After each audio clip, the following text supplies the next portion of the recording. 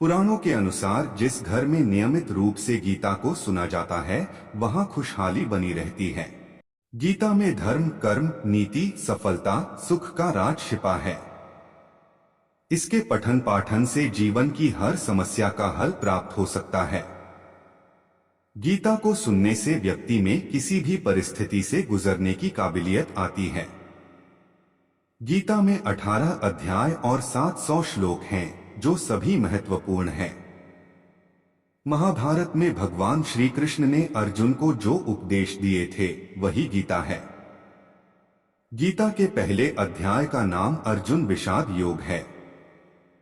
इस अध्याय में कुरुक्षेत्र के मैदान में उपस्थित बंधुओं और संबंधियों को सामने देखकर अर्जुन के मन में उठे विषाद और मनस्थिति का वर्णन किया गया है, जिसे संजय धृतराष्ट्र को बताते हैं।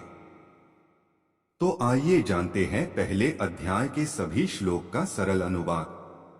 धृतराष्ट्र बोले, हे संजय, धर्मभूमि कुरुक्षेत्र में इकट्ठे हुए युद्ध की इच्छा वाले मेरे और पांडु के पुत्रों ने क्या किया।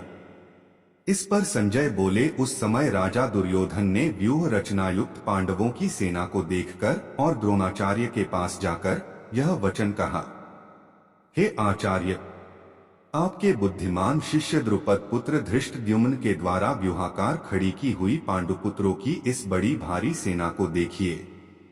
इस सेना में बड़े बड़े धनुषों वाले तथा युद्ध में भीम और अर्जुन के समान शूरवीर सात्यकी और विराट तथा महारथी राजा द्रुपद, धृष्टकेतु और चेकितान तथा बलवान काशीराज, पुरुजित, कुंतीभोज और मनुष्यों में श्रेष्ठ शैव्य, पराक्रमी, युधामन्यु तथा बलवान उत्तमौजा, सुभद्रा पुत्र अभिमन्यु और द्रौपदी के पांचों पुत्र, ये सभी महारथी हैं।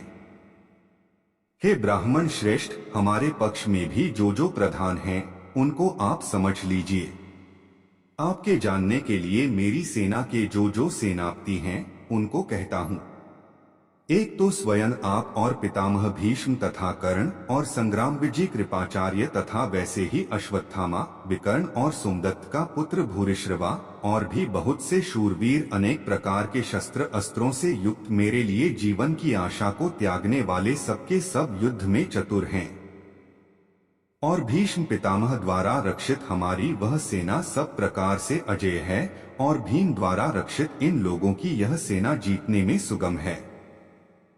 इसलिए सब मोर्चों पर अपनी अपनी जगह स्थित रहते हुए आप लोग सबके सभी निःसंदेह भीष्म पितामह की ही सब ओर से रक्षा करें।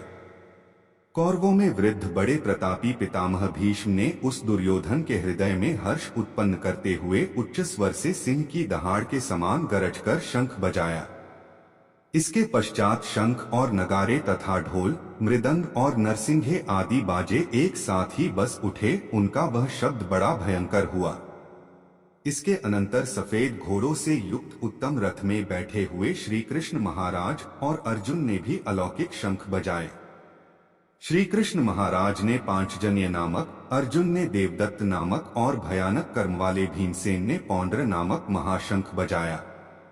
कुंती पुत्र राजा युधिष्ठिर ने अनंत विजय नामक और नकुल तथा सहदेव ने सुघोष और मणिपुष्पक नामक शंख बजाए।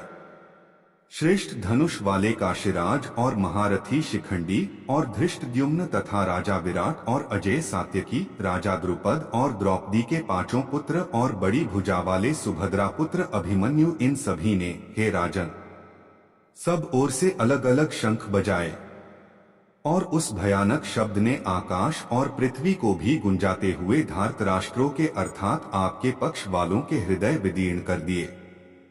हे राजन, इसके बाद कपिध्वज अर्जुन ने मोर्चा बांधकर डटे हुए धृतराष्ट्र संबंधियों को देखकर उस शस्त्र चलाने की तैयारी के समय धनुष उठाकर ऋषिकेश श्री कृष्ण महाराज से यह वचन कहा है, हे अच्युत, मेरे रथ को दोनों सेनाओं के बीच में खड़ा कीजिए और जब तक कि मैं युद्ध क्षेत्र में डटे हुए युद्ध के अभिलाषी इन विपक्षी योद्धाओं को भली प्रकार देख न लूं कि इस युद्धरूप व्यापार में मुझे किन किन के साथ युद्ध करना योग्य है, तब तक उसे खड़ा रखिए।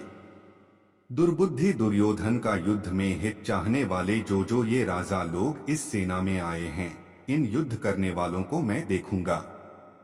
संजय बोले, हे धृतराष्ट्र, अर्जुन द्वारा इस प्रकार कहे हुए महाराज श्री कृष्ण ने दोनों सेनाओं के बीच में भीष्म और द्रोणाचार्य के सामने तथा संपूर्ण राजाओं के सामने रथ को खड़ा करके इस प्रकार कहा कि हे पार्थ, युद्ध के लिए जुटे हुए इन कौरवों को देख। इसके बाद अर्जुन ने उन दोनों सेनाओं में स्थित ताऊ चाचों को, दादों परदादों को, गुरुओं को, मामाओं को, भाइयों को, पुत्रों को, पौत्रों को तथा मित्रों को, ससुरों को और देखा। उन उपस्थित संपूर्ण बंधुओं को देखकर वे कुंती पुत्र अर्जुन अत्यंत करुणा से युक्त होकर शोक करते हुए यह वचन बोले। अर्जुन बोले, हे कृष्ण, युद्ध क्षेत्र में डटे हुए युद्ध के अभिलाषी इस स्वजन समुदाय को देखकर मेरे अंग शिथिल हुए जा रहे हैं और मुख सूखा जा रहा है तथा मेरे शरीर में कंपन और रोमांच हो रहा है। हाथ से गांडीव धनुष गिर रहा है और त्वचा भी बहुत जल रही है तथा मेरा मन भ्रमित हो रहा है, इसलिए मैं खड़ा रहने को भी समर्थ नहीं हूँ। हे केशव, मैं लक्षणों को भी विपरीत देख रहा हूँ तथा युद्ध में स्वजन समुदाय को मारकर कल्याण भी नहीं देखता। हे कृष्ण, मैं न तो विजय चाहता हूँ और न राज्य तथा सुखों को ही। हे गोविंद, हमें ऐसे राज्य से क्या प्रयोजन है अथवा ऐसे भोगों से और जीवन से भी क्या लाभ है। हमें जिनके लिए राज्य, भोग और सुखादि अभीष्ट हैं, वे ही ये सब धन और जीवन की आशा को त्याग कर युद्ध में खड़े हैं। गुरुजन, ताऊ चाचे, लड़के और उसी प्रकार दादे, मामे, ससुर, पौत्र, साले तथा और भी संबंधी लोग हैं। हे मधुसूदन, मुझे मारने पर भी अथवा तीनों लोकों के राज्य के लिए भी मैं इन सबको मारना नहीं चाहता, फिर पृथ्वी के लिए तो कहना ही क्या। हे जनार्दन, धृतराष्ट्र के पुत्रों को मारकर हमें क्या प्रसन्नता होगी। इन आत्ताइयों को मारकर तो हमें पाप ही लगेगा। अतएव हे माधव, अपने ही बांधव धृतराष्ट्र के पुत्रों को मारने के लिए हम योग्य नहीं हैं, क्योंकि अपने ही कुटुंब को मारकर हम कैसे सुखी होंगे। यद्यपि लोभ से भ्रष्टचित्त हुए ये लोग कुल के नाश से उत्पन्न दोष को और मित्रों से विरोध करने में पाप को नहीं देखते, तो भी हे जनार्दन, कुल के नाश से उत्पन्न दोष को जानने वाले हम लोगों को इस पाप से हटने के लिए क्यों नहीं विचार करना चाहिए। कुल के नाश से सनातन कुल धर्म नष्ट हो जाते हैं। धर्म के नाश हो जाने पर संपूर्ण कुल में पाप भी बहुत फैल जाता है। हे कृष्ण, पाप के अधिक बढ़ जाने से कुल की स्त्रियां अत्यंत दूषित हो जाती हैं और हे वार्ष्णेय, स्त्रियों के दूषित हो जाने पर वर्णसंकर उत्पन्न होता है। वर्णसंकर कुलघातियों को और कुल को नरक में ले जाने के लिए ही होता है। लुप्त हुई पिंड और जल की क्रिया वाले अर्थात श्राद्ध और तर्पण से वंचित इनके पितर लोग भी अधोगति को प्राप्त होते हैं। इन वर्णसंकर कारक दोषों से कुलघातियों के सनातन कुल धर्म और जाति धर्म नष्ट हो जाते हैं।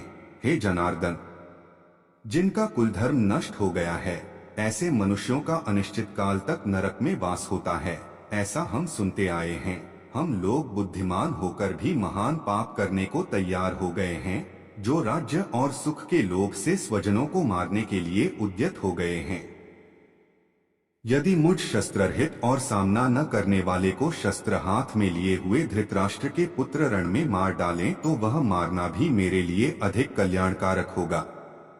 संजय बोले, रणभूमि में शोक से उद्विग्न मन वाले अर्जुन इस प्रकार कहकर बाण सहित धनुष को त्याग कर रथ के पिछले भाग में बैठ गए।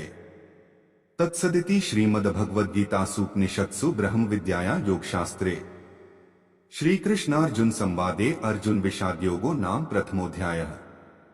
इस प्रकार उपनिषद, ब्रह्म विद्या तथा योग शास्त्र रूप श्रीमद् भगवद गीता के श्री कृष्ण अर्जुन संवाद में अर्जुन विषाद योग नामक प्रथम अध्याय संपूर्ण हुआ। जय श्री कृष्ण।